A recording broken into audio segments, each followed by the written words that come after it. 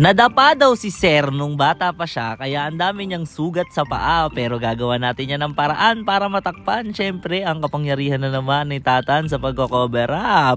At ito nga palang gagawin natin ay koi fish na hindi maintindihan. Ewan ko kung saan ba galing tong design na to, nakita ko lang to tapos sabi ko maganda to gawin, tara gawin natin. O sige gawin. Kaya naman agad ko na tong nilinyahan para ang gasgas ng nakaraan agaran nating matakpan. Sabi sa akin ni Sir mahilig daw talaga siyang magsuot ng mga maiiksing short kaya lang meron siyang peklat kaya hindi niya na magawa pero sa pamamagitan ng ating mahika magagawa natin yan ng paraan. Para nga pala sa mga tattoo artist dyan na baguhan pa lamang, ang maiipayo ko kapag gumagawa kayo ng mga ganitong disenyo sa inyong mga tinatatuan na scars o scars cover up inyo lamang gagaanan ng inyong hagod para hindi ninyo masugatan dahil sensitive na talaga ang kanilang balat at mas masakit ito kumpara sa mga normal na balat. Pero sabi rin naman sa akin ni Sir sanay na daw siyang masaktan, parang relasyon lang yan kapag paulit-ulit kang niloloko nasasanay ka na lang. At nagulat nga pala sa akin si Sir kasi bigla ko tong kinulayan. Sabi niya maitim ako, bakit mo to kinukulayan? Sabi ko naman wala kang pakialam. De joke lang.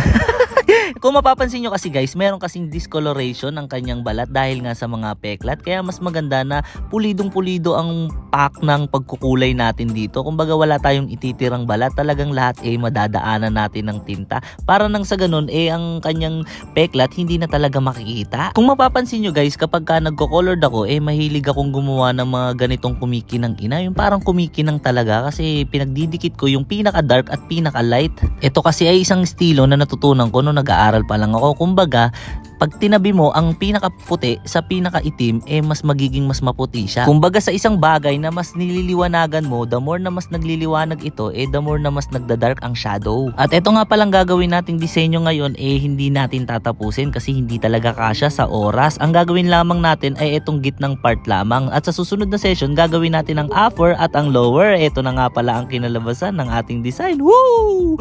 Ang sait ba? Pilay-pilay ka na naman yan pag naglakad ka. Sa mga gusto nga palang magpa-schedule at magpatattoo dyan, message nyo lang ako sa aking Facebook page, Tatan Fowler Tattoo. At kung okay lang, follow nyo na rin. At bago matapos ang video na to, meron akong gustong i-share sa inyo. Alam niyo ba guys na meron akong bago nilalaro ngayon na kahit nasa bahay ka lang, magkakapera ka na. Ito ang Epoch Game. Napakadali lang i-download ng game na to.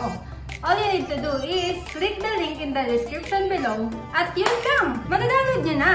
At napakadali lang mag-register. Ang kailangan nyo lang ay ang inyong mobile number, password, at ang OTP code. At syempre, huwag nyo kakalimutan ang referral ID. Tapos, pwede ka nang maglaro. At alam nyo ba guys na ang inyong first cash in ay makakakuha kayo ng free coins. Ano-ano ba ang mga game na may kita mo sa Epoch Game?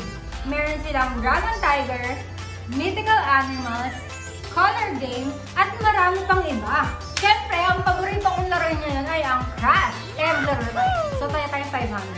At gano'n lang kadali. Nanalo ako ng 3,500. O, diba? Isipin mo, sa ilang segundo, nagkaroon ako ng 3,000 pesos. Ano pang hinihintay nyo? Maglaro na kayo ng Epoch Game.